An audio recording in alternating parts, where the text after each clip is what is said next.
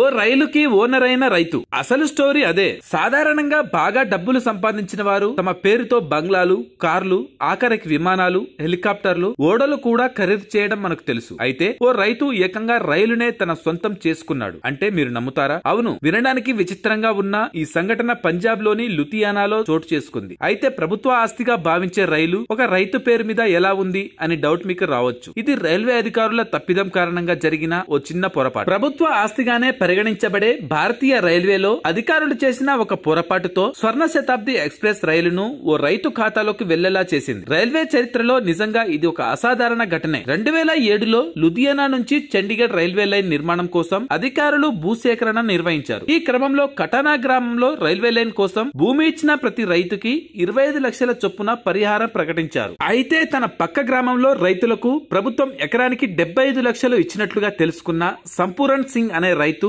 ఇదే విషయంపై కోర్టును ఆశ్రయించారు. ఈ విషయాన్ని అంతటితో వదలకుండా అతని దీనిపై న్యాయ పోరాటం చేశాడు. దీనిపై స్పందించిన రైల్వే శాఖ 25 లక్షల పరిహారాన్ని 50 లక్షలకు పెంచారు. దీనికి అతను ఒప్పుకోకపోవడంతో పరిహారం 1,47,00,000కు పెరిగింది. ఈ మొత్తాన్ని నార్త్ రైల్వే 2017లోగా చెల్లించాల్సిందిగా కోర్టు ఆదేశాలు కూడా జారీ చేసింది. అయినా సరే తనకు అందాల్సిన పరిహారం అందకపోవడంతో సంపూరణ్ సింగ్ పూర్తి పరిహారం కోసం మళ్లీ కోర్టు తలుపులు తట్టాడు. తనకు చెల్లించాల్సిన మొత్తంలో కేవలం 42 లక్షలు మాత్రమే చెల్లించినట్టుగా అతని కోర్టుకు తెలిపాడు. దీనిపై తీవ్రంగా స్పందించిన district sessions judge Jaspal Varma భారతదేశ చరిత్రలో కనీవిని ఎరుగని తీర్పును వినిపించారు. ఢిల్లీ నుంచి అమృత్సర్ స్వర్ణ శతాబ్ది ఎక్స్ప్రెస్ తో పాటు లుధియానాలోని స్టేషన్ మాస్టర్ ఆఫీస్ కూడా జప్తు చేయాల్సిందిగా ఆదేశాలు జారీ చేశారు. దీంతో భారతదేశ చరిత్రలో ఓ రైలుకి యజమానిగా మారిన ఏకైక రైతుగా సంపూరణ్ సింగ్ చరిత్ర సృష్టించారు. Thanks for watching.